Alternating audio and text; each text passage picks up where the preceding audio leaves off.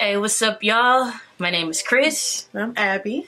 And together we make AK Sebring. And what we're going to be doing today is actually a reading of the first chapter in a book that I've written myself. It is called 11. What we're going to do is read chapter 1. And then afterwards, in a separate video, we're going to have some very adult conversation. Just to let you know, this is a very adult book. It's erotica. It's super erotica, okay? And it is not for the faint of heart. Like, under no circumstances should you watch this. One, you got to be at least, like, able to buy your own drink in the United States of America. You got to be at least 21 to watch this video. You need to be at least 21 to read the book because it's adult content. It's very adult content. Risque. It's past risque. It's way past risque. It's risked. It's risk it all. There's so many twists and turns in here.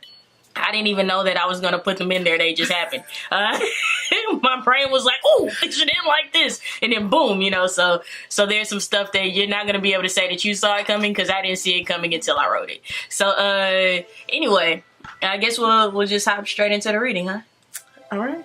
All right. So we're going to start with chapter 1. This book is entitled 11. If you want to buy the book, I'm sorry, that's what I was going to say. We're doing a little bit more of a censored reading because it's a lot. And so we're just going to kind of bring it down a little bit. If you want to read it just completely uncensored, it is available on Amazon. Just type in a.k.sebring, so AK Sebring, and 11, and you'll be able to find it. All right. Chapter 1. Erica. The Race. Saturday, May 17, 2014. Even the white smoke that blew from her light pink lips turned me on.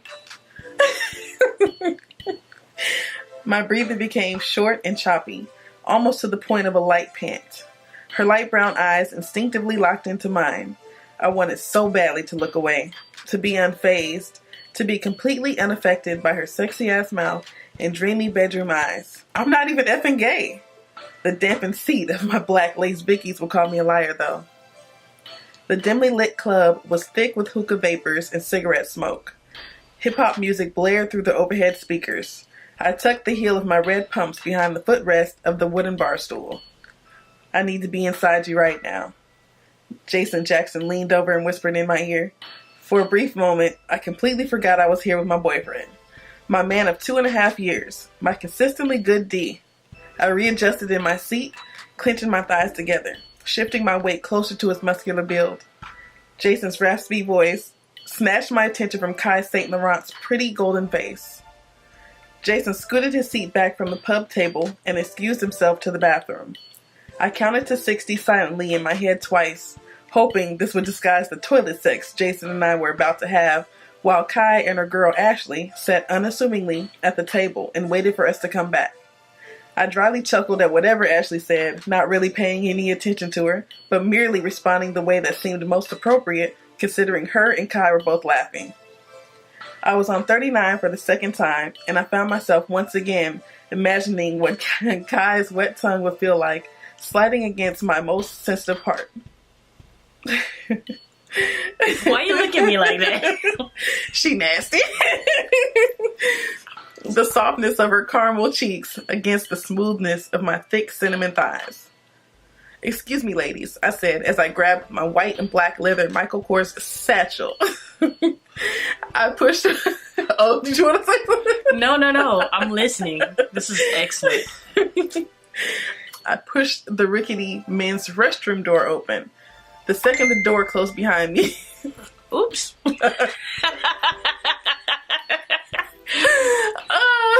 Let's just go back. I pushed the rickety men's restroom door open. The second the door closed behind me, Jason's massive hand grabbed my wrist and pulled me into the handicapped restroom stall. He jammed the lock closed and proceeded to push me face forward against the wall. Even though I'm a plus-size Barbie, Jason slings me around as if this ass and these hips are packed tight with feathers. All that college football he played bulked him up and kept him in shape. His chocolate hands crawled under under my black and gold off-the-shoulder BCBG blouse and cupped my D cups. He pulled me into him. He was so hard it felt like a tree branch pressing against the small of my back. I loved it. I wanted it. I stood on my tippy toes and pushed my butt against the stiffness, allowing my body to beg for it, grinding my hips back, showing him how bad I needed to feel him inside me. He gripped my waist and pulled me away from the wall. His hand then quickly moved to the dip between my shoulder blades as he pushed me forward, bent over while he quickly unfastened his true religions. My heart raced against my chest. I panted as I stared at the tiny gray squares on the bathroom floor. Then it dawned on me. I'm wasting time. I can't stand here and do nothing. There's a finish line to get to, and F what everybody else learned about the tortoise and the hare. The bunny rabbit always wins the race. I placed my left hand flat against the wall for support as I widened my stance and rushed my fingers to my clitoris. Okay, remember when I said I had consistently good D? Well, I kind of lied. It's not only good, it's amazing. It's mind-blowing. For exactly 11 pumps. No more, no less. With the ring around his D, or even jacking before sex, nothing happened. It was still 11 pumps. It always has been, and I'm sure it probably always will be.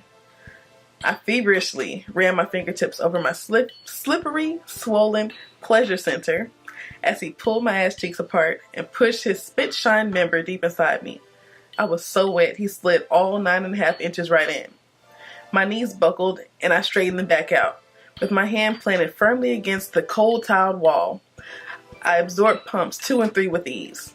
My walls throbbed around his thickness. I struggled not to scream.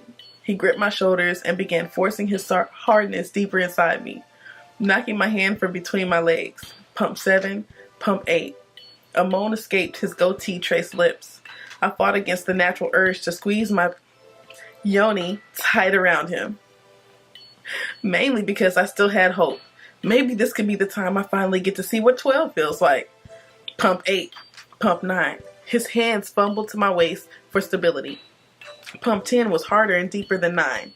He was in my stomach. I covered my mouth. I could smell the sweet aroma of my own juices. I wanted to orgasm so badly. I wanted to release everything I was feeling as he exploded inside me. I just wanted us to both orgasm together. Something we've never done before. Pump 11. I could feel him spilling inside me. He hunched forward. His right leg shook, as it always does after he orgasms. Don't pull out, I whispered, as I rushed my fingers back between my legs. I rubbed circles. I stroked vertically. I did everything I could think of to pop the top on this shaken bottle of hot Coke.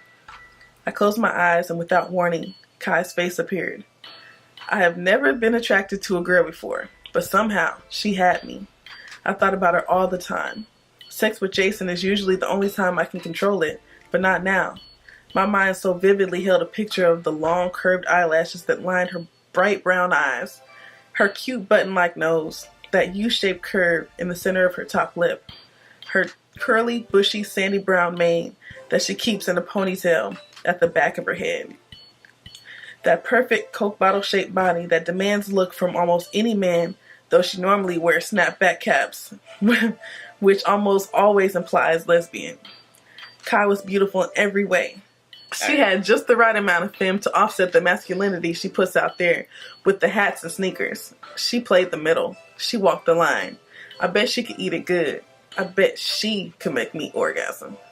Suddenly, my body started to quiver, and I released the best orgasm I'd had in 2 months.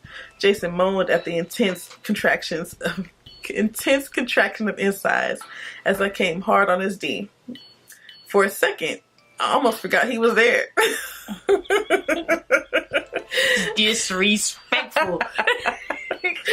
I fought to catch my breath as I pulled myself off of him. I was somewhat disappointed in yet another fail on his end. Daddy can make you orgasm just by standing still. You can't tell me I'm not the best. Jason's arrogant boasting after a job not so well done always seemed to strike a nerve. I mean, I'm clearly doing myself. I've never seen anyone congratulate the tripod for the pictures the camera took. That's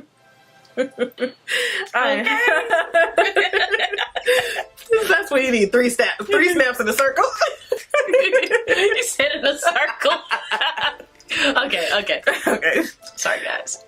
ADD. And I also have ADD, so I don't know. We just winning. What they call disabilities. It's a superpower. It is. It's really a superpower. Okay. I unraveled some toilet paper and wiped the mess we made from between my legs. Of course. Oh, my bad. I was like, that's not me. It was too late. I'd already read the line.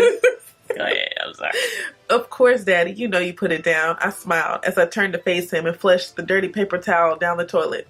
Sorry, the dirty paper down the toilet, because she clearly said it was toilet paper. I don't think anybody would have noticed. Of course, Daddy, you know you put it down. I smiled as I turned to face him and flushed the dirty paper down the toilet. There's no sense in shutting him down. Technically, his sex is off the chain. It just never makes it off the chain. He's the best tease ever. But he's got so many other attributes. He's handsome, tall, smooth dark brown skin. His deep waves complemented his tapered fade. He's also a builder. He buys land and hires workers to build a home. He also owns a few ghetto apartments in the hood. Not too bad for a 32-year-old. He takes care of me.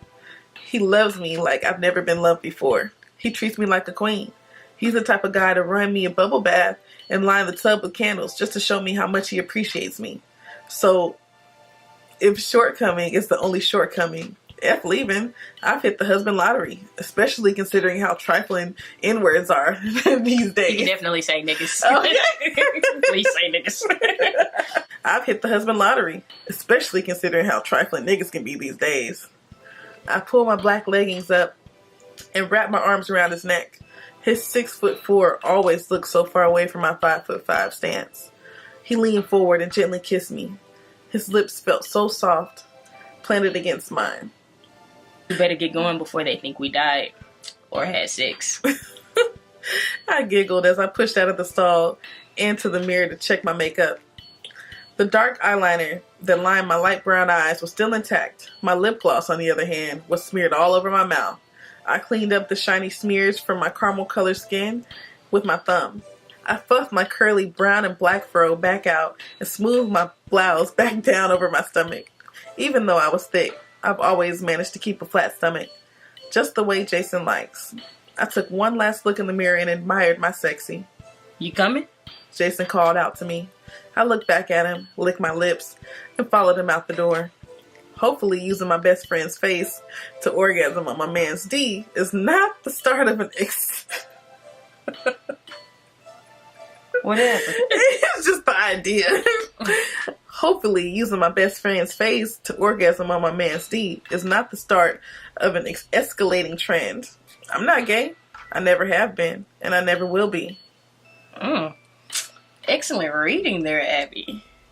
Well, so, yes, you guys won't see the mistakes that were made during this read. It's none of your business. Maybe you will. Anyway, so that was chapter 1 of 11 by me, Chris Sebring. So it is under the pen name A.K. Sebring. So if you want to read it on Amazon, you want to see it with the actual words in there and see exactly what I said, you're absolutely more than welcome to. I mean, because we all adults here, right? Yeah. We all grown, you know? Grown so on. If you grown for real, get your grown on and read the book. It's actually a really good book. It's very well written, and I'm not just saying that because I wrote it. It's very well written. It is an excellent book. I read a lot of erotica, and it's very well written. There's a lot of twists. There's a lot of twists and turns. You're not going to predict what's going to happen in the book. It's a really good book, and it's not just sex. Even though there's a lot of sex, and it's very vivid sex, there's a lot of other things going on. A lot of deception, lies. That's sex. It's really good. I really like. Well, you know what? Let's cut here, and in a separate video, we're gonna talk about the chapter and how it relates to like real life and stuff. So, tell us what you think. Yes, absolutely. Don't forget to like, subscribe, comment, do all that stuff. I'm posting this. This is gonna be on my Instagram. It's under It's Me Unleashed because it's me. I'm completely unleashed. I do whatever I want to do because I'm grown. You're also going to see it on my page, Melanin Elements. Yes. You know, also click comment, like, subscribe. Absolutely. So, Absolutely. yeah. All right.